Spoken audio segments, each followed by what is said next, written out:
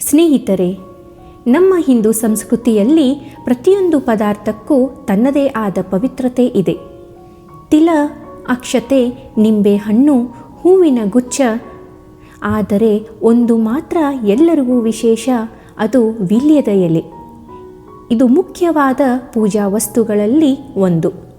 ವೀಳ್ಯದ ಎಲೆ ಸಂಸ್ಕೃತದಲ್ಲಿ ಇದನ್ನು ತಾಂಬೂಲ ಎಂದು ಕರೆಯಲಾಗುತ್ತದೆ. ಅನೇಕ ಪೌರಾಣಿಕ ಗ್ರಂಥಗಳಲ್ಲಿ ವೀಳ್ಯದ ಎಲೆ ದೇವತೆಗಳಿಗೆ ಅತ್ಯಂತ ಪ್ರಿಯವಾದ ಪದಾರ್ಥವೆಂದು ಹೇಳಲಾಗಿದೆ. ನೀವು ಯಾವ ದೇವಾಲಯಕ್ಕೂ ಹೋಗಿ ನೋಡಿ, ಯಾವುದೇ ದೇವರ ಪೂಜೆಯಲ್ಲಿಯೂ ನೋಡಿ ವೀಳ್ಯದ ಎಲೆ ಇರುವುದನ್ನು ನೋಡಬಹುದು. ಆದರೆ ಯಾಕೆ ಈ ಎಲೆ ಇಷ್ಟೊಂದು ಮಹತ್ವದಾಗಿದೆ? ಏಕೆ ಪೂಜೆಯಲ್ಲಿ ಇದನ್ನು ಬಿಟ್ಟು ಬೇರೆ ಏನಾದರೂ ಹಾಕಲಾಗದು? ಈ ಇಂದಿನ ವಿಡಿಯೋದಲ್ಲಿ ನಾವು ಈ ವಿಶೇಷ ಎಲೆಯ ಹಿಂದಿನ ಪೌರಾಣಿಕತೆ, ವೈಜ್ಞಾನಿಕತೆ ಮತ್ತು ಶ್ರದ್ಧೆಯ ಕಥೆಯನ್ನು ಕೇಳೋಣ. ಯಾಕೆ ಈ ಎಲೆ ಇಷ್ಟೊಂದು ಮಹತ್ವದಾಗಿದೆ?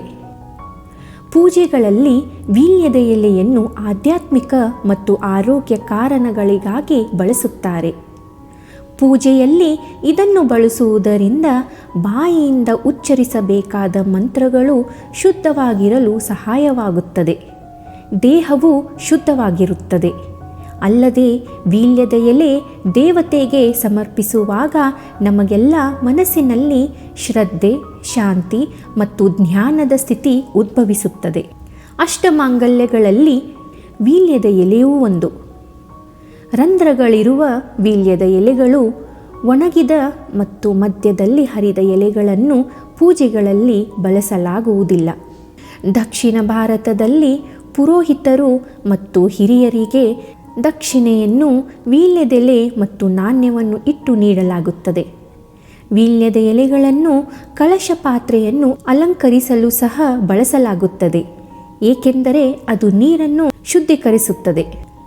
ವೀಳ್ಯದ ಎಲೆಯ ಪೌರಾಣಿಕ ಮಹತ್ವ. ಸ್ಕಂದ ಪುರಾಣದ ಪ್ರಕಾರ ದೇವತೆಗಳು ಅಮೃತಕ್ಕಾಗಿ ಸಮುದ್ರ ಮಂಥನದ ಸಮಯದಲ್ಲಿ ವೀಳ್ಯದ ಎಲೆಗಳು ಹೊರಹೊಮ್ಮಿದವು ಎಂದು ಹೇಳಲಾಗುತ್ತದೆ. ಹಿಂದೂಗಳು ವೀಳ್ಯದ ಎಲೆಯಲ್ಲಿ ವಿವಿಧ ದೇವರು ಮತ್ತು ದೇವತೆಗಳು ನೆಲೆಸಿದ್ದಾರೆ ಎನ್ನುವ ನಂಬಿಕೆಯ ಆಧಾರದ ಮೇಲೆ ಅದನ್ನು ಪೂಜೆ ಕಾರ್ಯಕ್ರಮಗಳಲ್ಲಿ ಬಳಸಲಾಗುತ್ತದೆ. ಪೂಜೆಗಳಲ್ಲಿ ವೀಳ್ಯದ ಎಲೆಯನ್ನು ಬಳಸಲು ಇದೇ ಮುಖ್ಯ ಕಾರಣವಾಗಿದೆ.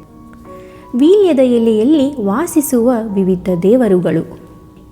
ಎಲೆಯ ಮೇಲ್ಭಾಗದಲ್ಲಿ ಇಂದ್ರ ಮತ್ತು ಶುಕ್ರರು ಇದ್ದಾರೆ.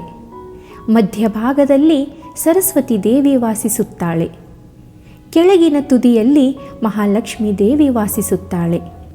ವೀಳ್ಯದೆಲೆಯನ್ನು ಕಾಂಡಕ್ಕೆ ಸಂಪರ್ಕಿಸುವ ಭಾಗದಲ್ಲಿ ಜ್ಯೇಷ್ಠ ಲಕ್ಷ್ಮಿ ವಾಸಿಸುತ್ತಾಳೆ.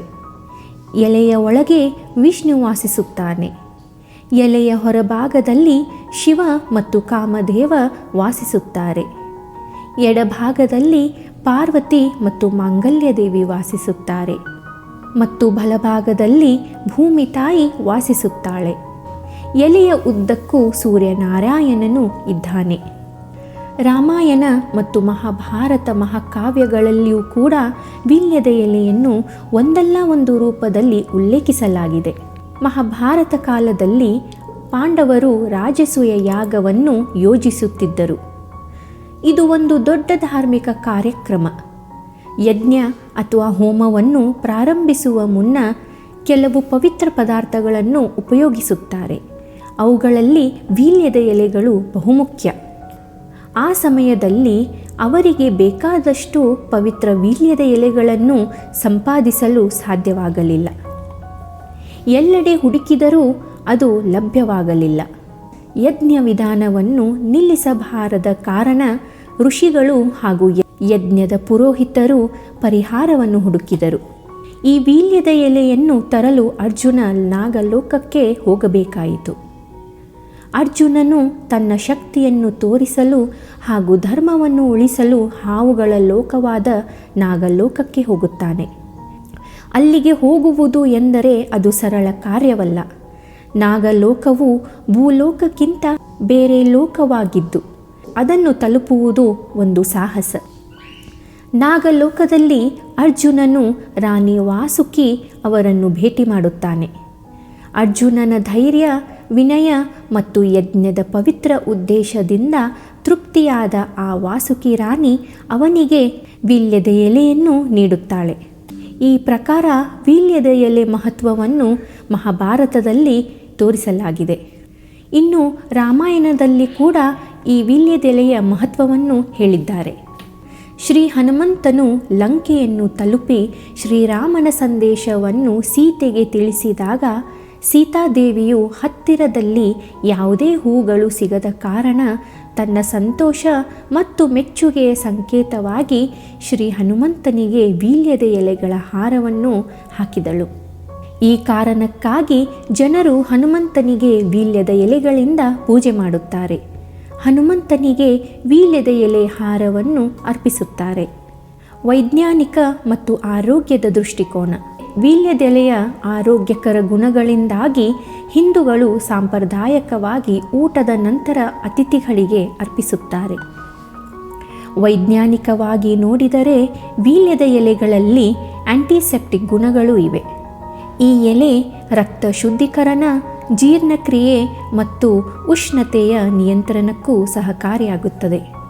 ವೀಳ್ಯದ ಎಲೆಗಳಲ್ಲಿ thiamine, niacin, riboflavin, fibre, vitamin C, vitamin A, potassium, calcium, ಕಬ್ಬಿಣ ಮತ್ತು ಅಯೋಡಿನನ್ನು ಹೊಂದಿರುತ್ತದೆ. ಹೀಗೆ ನೋಡಿದರೆ ಈ ಸಣ್ಣ ಎಲೆ, ವೀಳ್ಯದ ಎಲೆ, ತನ್ನೊಳಗೆ ಅನೇಕ ಪವಿತ್ರ ಅರ್ಥಗಳನ್ನು ಹೊಂದಿದೆ. ಅದು ದೇವತೆಯ ಪ್ರೀತಿಯ ಪ್ರತೀಕವಾಗಿದೆ, ಶ್ರದ್ಧೆಯ ಸಂಕೇತವಾಗಿದೆ. ಈ ಕಾರಣದಿಂದಲೇ ವೀಳ್ಯದ ಎಲೆ ಇಂದು ಕೂಡ ದೇವರ ಪೂಜೆಯಲ್ಲಿ, ವೈವಾಹಿಕ ಕಾರ್ಯಕ್ರಮಗಳಲ್ಲಿ ಮತ್ತು ಧಾರ್ಮಿಕ ಆಚರಣೆಯಲ್ಲಿ ಅನಿವಾರ್ಯವಾಗಿ ಬಳಸಲಾಗುತ್ತದೆ.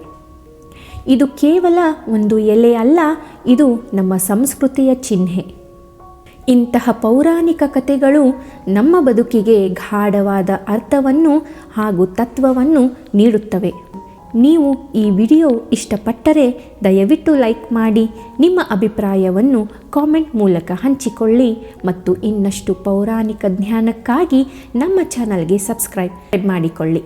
ಪುನಃ ಮತ್ತೊಂದು ದಿವ್ಯ ಕಥೆಯೊಂದಿಗೆ ಬೇಗನೆ ಭೇಟಿಯಾಗೋಣ. ಧನ್ಯವಾದಗಳು.